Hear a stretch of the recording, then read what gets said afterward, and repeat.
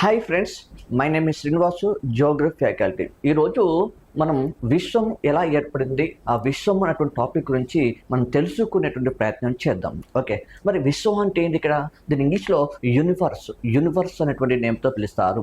Okay, మరి విశ్వం అంటే ఏంటంటే ఇక్కడ వెరీ సింపుల్. సో నక్షత్రాలు కానీ, గ్రహాలు కానీ, ఉపగ్రహాలు కానీ, ఇతర తోకచుక్కలతో ఉన్నటువంటి వ్యవస్థను ఏమంటారంటే విశ్వము అనేటువంటి పేరుతో పిలుస్తారు. విశ్వము అనే పేరుతో పిలుస్తారు. ఇలాంటి విశ్వంను ఆయా భాషల్లో బట్ అనేక రకాల పిలుస్తారు. ఇక్కడ ఎగ్జాంపుల్ తీసుకుంటే రష్యన్ భాషలో ఏ పేరుతో పిలుస్తారంటే కాస్మాలజీ, అంటే కాస్మాలజీ అనేటువంటి పేరుతో పిలుస్తారు. అట్లా మనం తీసుకుంటే అమెరికన్ భాషలో తీసుకుంటే దాన్ని ఆస్ట్రానమీ అనేటువంటి పేరుతో పిలుస్తారు. అట్లా మనకి తీసుకుంటే జ్యోతిష శాస్త్ర ప్రకారం తీసుకుంటే దాన్ని ఏమంటారంటే ఆస్ట్రాలజీ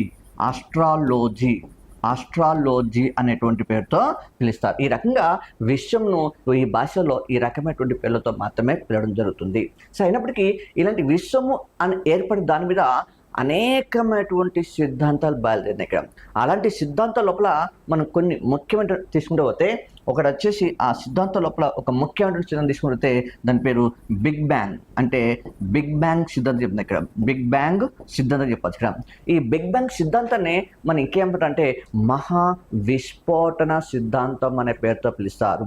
చూడండి, ఈ బిగ్ బ్యాంగ్ సిద్ధాంతం ఎట్టుందో దీన్ని ఎవరు ప్రతిపాదిస్తారంటే అబి జార్జ్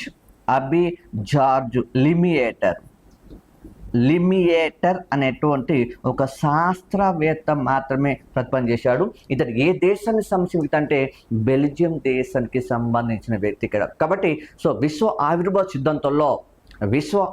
సిద్ధాంతంలో అతి ప్రధానమైనటువంటి నమ్మదగ్గ సిద్ధాంతం ఏదంటే ఓన్లీ బిగ్ బ్యాంగ్ సిద్ధాంతం చెప్పచ్చు. ఈ బిగ్ బ్యాంగ్ సిద్ధాంతాన్ని మనం మహావిస్ఫోటన సిద్ధాంతం అనే పేరుతో